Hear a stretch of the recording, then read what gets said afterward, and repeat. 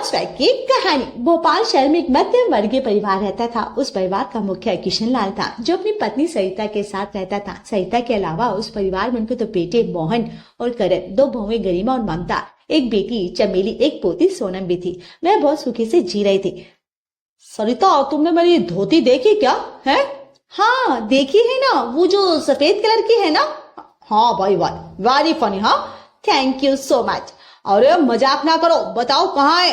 अजी रुकिए जी, ढूंढना पड़ेगा। इतना बड़ा कमरा है, कौन सी चीज कहाँ है पता ही नहीं चलता। तो ढूंढो ना फिर। सरिता किशन लाल की धोती ढूंढने लगी, लेकिन उसका कमरा इतना बड़ा था और उसमें इतनी सारी अलमारियां थी कि धोती ढूंढना बहुत मुश्किल हो गया था। तभी मोहन, करण, गरिमा और ममता भी वहां आ गए। अरे क्या हो गया मम्मी, क्या ढूंढने में लगी हो आप? अरे तेरे पापा की धोती ढूंढ रही हूँ, मिल ही नहीं रही है। अरे आपके कमरे में होगी और कहाँ जाएगी? हाँ हाँ मुझे ही पता है, मेरे कमरे में ही होगी, लेकिन देख रहा है ना कमरा कितना बड़ा है, ढूंढने में समय लगता है ना। तो आपको याद नहीं कर रखी आपने? और नहीं तो क्या, जहाँ रखी थी वही होगी ना मम्मी जी। हाँ, अरे चुप करो तुम दोनों, बकवास ना करो। जब मेरी उम्र में पहुंचोगी ना, तब मैं तुम दोनों से पूछूंगी कितना याद रहता तुम लोगों को। अरे मम्मी जी, आप तो गुस्सा होगी। अगर मदद नहीं कर सकते तो बकवास भी मत करो और चुपचाप चले जाओ यहाँ से तुम लोग। तभी मोहन की बेटी सोनम वहां आ गई और बोली, अरे दादाजी, आपकी धोती तो बाथरूम में ही टंगी है। अरे हाँ हाँ, याद आया, कल मैं नहाने गया था तो शायद वहीं छोड़कर आ गया। थैंक यू मेरी प्यारी बच्ची। हे भगवान, मैं तब से पूरा कमरा छान रही हूँ और आप वो बाथरूम में छोड़कर आ गए। दोबारा मुझसे पूछने से पहले ना सही तरह से देख लेना, ठीक है? हाँ हाँ ठीक है। धोती मिलने के बाद सब लोग चुपचाप अपने कमरे में चले गए। उस घर में बाकी सबके कमरे बहुत छोटे छोटे थे, लेकिन एक किशन लाल और सरिता का कमरा ही सबसे बड़ा था, इसलिए वहाँ कुछ भी ढूंढने में बड़ी मुश्किल हो जाती थी। रात का वक्त था, गरिमा अपने छोटे से कमरे में इधर उधर घूमकर कुछ काम कर। अरे बाप रे, ये कमरा है, ये चूहेदानी, कहीं भी जाओ तो टकरा जाओ। तभी मोहन दौड़ता हुआ आया। अरे क्या हो गया, गिर गई? नहीं नहीं नहीं नहीं, मैं गिरी नहीं, यहाँ तो मैं मार्शल आर्ट की प्रैक्टिस कर रही थी। ओ मेरी चतुर सुंदरी, चल दिखा कितनी चोट लगी है। मोहन गरिमा के घुटनों पर हाथ फेरने लगा। तभी सोनम वहां आ गई। मम्मा, बाम लगा दूं आपको भी? दादाजी की तरह आपको भी चाहिए होगा ना। सोनम ने अपनी छोटी सी हथेली में बाम निकाला और गरिमा के घुटनों पर लगाने लगी। मेरी प्यारी गुड़िया, तू ही एक है जो मेरी चिंता करती है। अच्छा, और मैं क्या दीवार हूँ? तुम तो मेरे दुख में हंस रहे हो, मुझे छोटे से कमरे में घुटन हो रही है। हाँ यार, सच में जरा सी भी जगह नहीं है, 2 कदम चलो तो दीवार से टकरा जाओ, बैठो तो किसी चीज पर गिर जाओ। अभी ये मामला शांत भी नहीं हुआ था कि अगले दिन गरिमा को एक और समस्या का सामना करना पड़ा। अगले दिन स्कूल में सोनम का टेस्ट था। वह पढ़ने के लिए अपनी किताबें लेकर बैठी, लेकिन कमरे में स्टडी टेबल रखने की जगह नहीं था। मजबूरन उसे बेड पर ही बैठकर पढ़ाई करनी पड़ी। मम्मा, मुझसे ठीक से पढ़ाई भी नहीं हो पा रही है, ये किताब भी ना सही से रखी नहीं जा रही। अरे क्या बेड को क्या करूं बेटा, कमरे को खींच दूं क्या?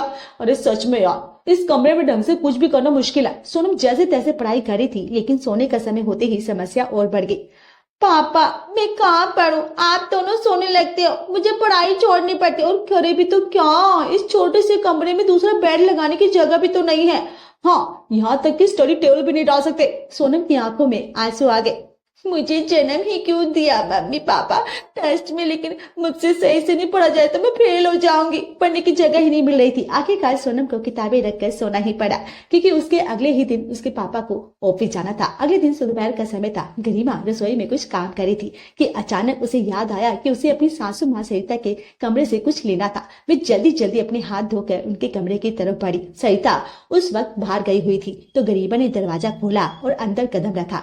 अरे मम्मी जी तो यहाँ है ही नहीं। कमरे में घुसते ही उसे एक अजीब सा सुकून महसूस हुआ। बड़ा हवादार कमरा, एक तरफ आरामदायक कुर्सी, बड़े बड़ी अलमारी और खिड़की से आती ठंडी हवा। काश ये कमरा मेरा होता, कितना आराम हो जाता। सोनम भी अच्छे से पढ़ पाती और मुझे भी हर वक्त उस छोटे से कोने में घुटना महसूस नहीं होती। मैं सोचते सोचते वहां ज्यादा देर तक बैठ गई। अचानक उसे ये महसूस हुआ कि यहाँ कुछ करने आई थी। झटपट काम निपटाकर मैं वापस अपने कमरे में आ गई, लेकिन अब उसके दिमाग में बस एक ही ख्याल घूम रहा था, अगर हमें ये कमरा मिल जाए तो जिंदगी कितनी आसान हो जाएगी। शाम को जब मोहन घर आया तो गरिमा ने उसे प्यार से कहा, मोहन सुनिए ना, मैं एक बात सोच रही थी। तुम कुछ भी ना सोचो, मैं ऑफिस से थक हार कर आया हूँ, पहले पानी दो। अरे पानी भी दूंगी, लेकिन पहले मेरी बात तो सुनो। अगर मम्मी जी वाला कमरा हमें मिल जाए तो? क्या मम्मी जी वाला कमरा? तुम्हारा दिमाग तो ठीक है ना? अरे पर सोचो तो सही, कितना बड़ा है, हवादार है, सोनम की पढ़ाई भी डिस्टर्ब नहीं होगी और हमें वह चैन भी मिलेगा। अरे लेकिन मम्मी से कैसे कहूँ कि वह कमरा हमें दे दे? हाँ, ये बहुत अजीब लगेगा नहीं? अच्छा पहले पानी लेकर आओ, फिर आगे की बात करते हैं। हाँ लाती हूँ। गरिमा गई और फटाफट मोहन के लिए एक गिलास पानी लेकर आई। ये लो पानी, अब बताओ। अरे बताना क्या है, वो मम्मी पापा का कमरा है, मैं उनसे कैसे बोल सकता हूँ? अरे तो क्या हुआ कि सारी जिंदगी हम इस छोटे से कमरे में दबे में सड़ते ही रहेंगे? सोनम की पढ़ाई का तो सोचो। अरे लेकिन मम्मी मानेगी क्या? आप एक बार प्यार से बात तो करके देखो ना, हमारी परेशानी समझेगी। मोहन ने कुछ देर तक सोचा और फिर भारी मन से हामी भर दी।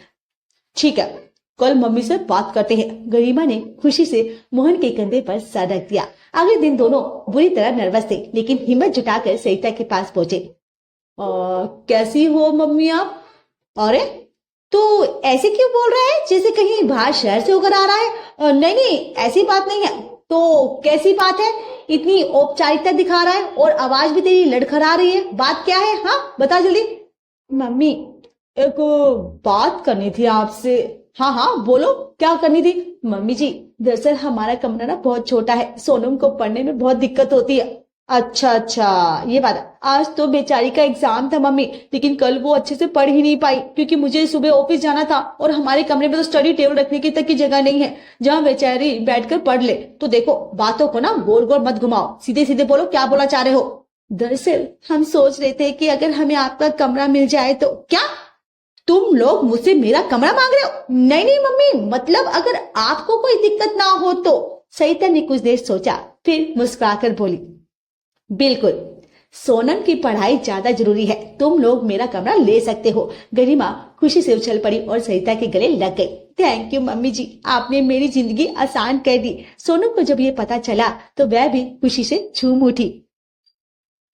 थैंक यू सो मच दादी, आपने मेरे लिए करा। अरे तेरे लिए कुछ भी मेरी बच्ची। लेकिन ये खुशी ज्यादा दिन तक टिकने वाली नहीं थी। 2 दिन बाद ही मोहन की छोटी बहन चमेली अपने ससुराल से मायके आई हुई थी। शुरुआत में तो उसे बहुत प्यार से बात की, लेकिन जब उसने देखा कि उसकी माँ का कमरा अब गरिमा के पास है तो उसका चेहरा उतर गया। माँ आपका कमरा गरिमा भाभी के पास, ये कब हुआ? अरे सोनम की पढ़ाई के लिए दे दिया है बेटा। वाह क्या बात है। हाँ भाभी की तो चांदी चांदी हो गई। सरिता ने इस बात पर ध्यान नहीं दिया, लेकिन चमेली अब चुप नहीं बैठने वाली थी। वे अपनी भाभी ममता के पास गई और धीरे धीरे उसके कान भरने लगी। अरे ममता भाभी, आपको कुछ महसूस नहीं हो रहा क्या? देखो तो सही, गरिमा भाभी को कितना बड़ा और शानदार कमरा मिल गया और आप उसी छोटे कमरे में। अरे कोई बात नहीं दीदी, मैं मैनेज कर लूंगी। वाह भाभी, आप तो बहुत महान है, लेकिन सोचिए आप भी तो घर की बहू हो ना। गरिमा भाभी ने तो अपना काम बना लिया और आप बस चुपचाप सह रही हो, है ना? ममता कुछ बोली नहीं, लेकिन ये बात उसके दिल में गहराई तक उतर गई थी। अब ममता के मन में भी बड़ा कमरा पाने की लालसा जाग चुकी थी। उसके मन में ही मन तय कर चुकी थी कि अब वो मुझे भी बड़ा कमरा लेकर ही रहना है। ममता अकेले अपने कमरे में बैठी सोच रही थी, अब मैं बड़ा वाला कमरा कैसे लूं? डायरेक्ट इनसे कहूंगी तो ये कभी नहीं मानेंगे। उसने गहरी सांस ली और फिर अचानक उसे ख्याल आया, अरे चमेली दीदी तो इस काम में एक्सपर्ट है, उनकी सलाह लेनी चाहिए। ममता ने झटपट उठकर चमेली को ढूंढा। वह आंगन में बैठी चाय पी रही थी। ममता तेजी से उसके पास पहुंची और बोली, चमेली दीदी मुझे ना वो वाला बड़ा कमरा चाहिए। अगर मैंने सीधे सीधे ये कहा तो ये कभी नहीं मानेंगे, मुझे कुछ तरीका बताओ ना। चमेली ने चाय का घूंट लिया और आंखें घुमा कर बोली, तरीका तो एक ही है, कुछ ऐसी परेशानी पैदा करो कि सबको लगे कि तुझे छोटे कमरे में रहना मुश्किल हो रहा है। मतलब ये छोटी छोटी बातों पर क्रिएट करो और ऐसा माहौल बना दो कि घर वाले खुद कहे, भाई ममता को बड़ा कमरा देना चाहिए। ममता को यह आइडिया बहुत पसंद आया। उसने तुरंत सिर हिलाया, बस अब देखो मैं क्या कहती हूँ। अगले ही दिन ममता ने पूरा कमरा अस्त व्यस्त कर दिया। उसने ढेर सारे कपड़े निकालकर दरवाजे के पीछे, बिस्तर के कोनों में और कहीं कहीं टांग दिए। नतीजा ये हुआ कि कोई भी कपड़ा ढूंढना नामुमकिन हो गया। शाम को जब कनन अपने कपड़े पहनने आया तो गुस्से में चिल्ला उठा, मेरी शर्ट कहाँ है? ममता वही खड़ी थी। उसने मौका नहीं छोड़ा। एक लंबी सांस लेते हुए नौटंकी करते हुए बोली, यही तो परेशानी है, ये छोटा सा कमरा, कपड़े रखने की जगह ही नहीं बचती। अगर हमारे पास बड़ा कमरा होता तो ये सब नहीं होता। करण ने इधर उधर देखा, फिर सर खजाते हुए बोला, तो क्या करे, हमारे पास जितना कमरा है उतना ही तो रहेगा ना, कोई जादू से तो बड़ा थोड़ी ना हो जाएगा। ममता ने आह भरी, लेकिन अंदर से समझ गई कि पहला बार तो खाली गया। अगले दिन ममता ने करण को बुलाया और मोबाइल दिखाते हुए बोली, देखो तो मैंने ऑनलाइन एक ड्रेसिंग टेबल देखी है, सुंदर है ना? हाँ अच्छी है, लेकिन हमारी पुरानी भी तो ठीक है ना?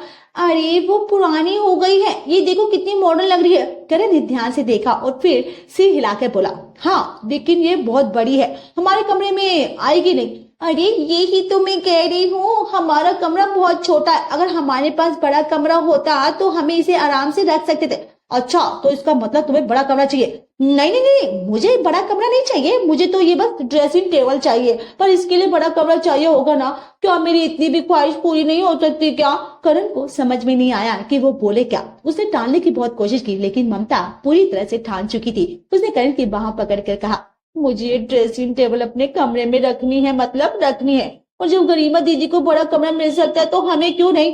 तुम क्या चाह रही हो, मैं मम्मी से कहूँ कि वो गरिमा भाभी को बाहर निकाल दे, हमें दे दे? ऐसा नहीं कहा मैंने, पर हाँ ऊपर जो किराएदार वाला कमरा है वो तो हमें मिल सकता है ना। हाँ ये बात तो तुमने सही कही, ठीक है मम्मी से बात करते हैं कल, अभी सो जाओ। अगले दिन दोनों सरिता के पास पहुंचे। मम्मी जी हमें आपसे कुछ बात करनी है। हाँ देखो मम्मी, ये मेरा आइडिया नहीं है, ममता का है, अब तुम लोग पहले मत बुझाओ, जो भी कहना है साफ साफ कहो। मम्मी हमें वो किराएदारों वाला बड़ा कमरा चाहिए। सरिता चौंक गई, क्या वो कमरा? लेकिन जो किराया आता है वह तुम दोनों भाइयों में आधा आधा बढ़ता है ना, तो क्यों, क्या हुआ? अब मम्मी जी हम घर वाले ही छोटे कमरे में रहे और किराएदार ऐश करें, ये कहाँ का इंसाफ है? अगर तुम लोग आधा किराया गरिमा को दे दो तो वो कमरा ले सकते हो। ये सुनकर ममता का चेहरा उतर गया। हद है, अपने ही घर में रहने के लिए किराया देना पड़ेगा, अब बड़ा कमरा चाहिए तो कीमत भी तो चुकानी होगी ना। ममता को गुस्सा आ गया, वे पैर पटकते हुए वहां से निकल गई। उसके बाद ममता के व्यवहार में काफी बदलाव आ गया। जब भी वो रसोई में काम करती, फ्रस्ट्रेशन से बर्तन गिरा देती। और ये क्या कर रही हो तुम? तो क्या करो, इस छोटे से कमरे में और किचन में दम घुटता है मेरा। जब भी कोई उससे बात करता वह चिड़चिड़ा अंदाज में जवाब देती, ममता ये सब क्या हो रहा है? हाँ कुछ नहीं, बस छोटा कमरा है ना, तो छोटी सोच भी आ गई है बस मेरे में। घर का माहौल अब पूरी तरह से गर्म हो गया था। रात का समय था। किशन लाल और सरिता अपने कमरे में बैठे बातें कर रहे थे। सरिता, हमारे घर में तो पूरी महाभारत चल रही है। एक तरफ गरिमा है जो अपने बड़े कमरे में मजे से आराम कर रही है, और दूसरी तरफ ममता जो किसी भी हाल में बड़ा कमरा चाहती है। अब इस महाभारत को रोकने के लिए तुम क्या करोगी? क्या गरिमा से कमरा लेकर ममता को दोगी या फिर किराएदार वाला कमरा ममता को सौंप दोगी? हाँ आपने मुझे क्या पंचायत का सरपंच समझ रखा है क्या? ये दोनों बहुएं अपने अपने स्वार्थ में इतनी डूबी हुई हैं कि घर को अखाड़ा बना दिया है, पर मैं भी इनकी सास हूँ, इनकी चालाकियों को अच्छे से समझती हूँ। अब कुछ ऐसा करूंगी कि इनकी अकल ठिकाने आ जाएगी। क्या मतलब? अरे सुबह देख रहा, मजा आ जाएगा। अगली सुबह सरिता सीधा गरिमा के कमरे में जहाँ पहुंची जहाँ गरिमा अलमारी ठीक कर रही थी। गरिमा क्या कर रही हो? कुछ नहीं, बस अलमारी सेट कर रही हूँ मम्मी जी। ठीक है, ये काम पूरा करके कमरा खाली कर दो। अब इस घर को सबसे बड़ा कमरा सिर्फ मेरा ही होगा। पर मम्मी जी ये कमरा तो आपने ही हमें दिया था ना, आपने कहा था सोनम को पढ़ाई के लिए शांति चाहिए, इसलिए। हाँ हाँ कहा था, लेकिन अब मैं अपना फैसला बदल रही हूँ। अगर सोनम को पढ़ाई करनी है तो वह मेरे कमरे में आकर पढ़ सकती है, मैं उसके लिए एक अलग स्टडी टेबल लगवा दूंगी। अब तुम दोनों पति पत्नी वापस अपने कमरे में चले जाओ। लेकिन मम्मी जी, लेकिन वेकिन कुछ नहीं, दोनों अपना सामान समेट और अपने पुराने कमरे में लौट जाओ। गरिमा और मोहन का चेहरा उतर गया था। गरिमा ने ममता की तरह झगड़ा करने की कोशिश की, लेकिन सरिता के ठोस जवाबों के आगे उसकी कोई दलील नहीं चली। मजबूरन उसे कमरे से अपना सामान हटाना पड़ा। जब ये बात ममता ने देखा तो मन ही मन वो फूली नहीं समाई। उसे लगा कि आखिरकार सरिता ने उसके लिए कमरा खाली करवाया है। वो खुशी खुशी सरिता के पास पहुंची। वाह मम्मी जी, आपने तो कमाल कर दिया। अब मैं अपना सामान कब ले आऊं बड़े कमरे में? तुम कहीं नहीं जा रही हो, ये कमरा अब सिर्फ मेरा होगा और मेरा ही रहेगा। ज्यादा बड़े बड़े सपने ना देखो। पर आपने तो गरिमा दीदी से खाली करवाया, तो मुझे लगा। हाँ, क्योंकि ये कमरा मेरा है ना कि गरिमा का, ना ही तुम्हारा। तुम अपनी वो छोटी दुनिया में रहो जिसमें रह रही थी, पर मेरी नई ड्रेसिंग टेबल ना बड़ी है, वो छोटे कमरे में कैसे आएगी? तो बताइए, तो उसे मेरे कमरे में रख लो, जब चाहो यहाँ आकर सज संवर सकती हो तुम, ठीक है। और अगर तुम्हारा कोई और बड़ा सामान है तो वो भी यहाँ रख सकती हो, लेकिन रहना तो तुम्हें अपने कमरे में ही रहना पड़ेगा। ममता के चेहरे का रंग उड़ गया था। उसे समझ में आ गया था कि उसकी सास कोई कच्ची खिलाड़ी नहीं है और उसे अपने ही छोटे कमरे में रहना पड़ा। उसी वक्त चमेली अंदर आई और पूरे घर में घूम घूम कर मजाक करने लगी। अरे ममता भाभी, आपने तो बड़ा वाला कमरा लेने के लिए कितनी चाले चली, पर मिला क्या, उल्टा मम्मी ने सबसे बड़ा कमरा खुद ही रख लिया, है ना। चुप रहिए चमेली दीदी, नमक छिड़क रही है ना। अरे चमेली दीदी, आप तो बस मजे लेने आती हो, वही करके जाओ। सही कहा, क्योंकि चमेली ने ही ममता के कान भरे थे कि दिक्कतें पैदा करो तभी कमरा मिलेगा। मैंने सब सुन लिया था, मुझे शुरू से पता है इस घर में क्या चल रहा है। क्या मतलब, ये सब चमेली दीदी की सलाह थी जिस वजह से मुझे मेरा बड़ा कमरा छिन गया। चमेली दीदी, आज तो आपको छोड़ूंगी नहीं। ममता और गरिमा दोनों मिलकर चमेली को दौड़ाने लगे और चमेली हंसते हंसते भागने लगी। घर में जो महाभारत छिड़ी थी अब वो खत्म हो चुकी थी। दोनों बहुएं समझ चुकी थी कि चालाक से कुछ हासिल नहीं किया जा सकता और सरिता ने ये साबित कर दिया कि सास हमेशा सास ही रहेगी। सास के आगे कोई नौटंकीबाजी।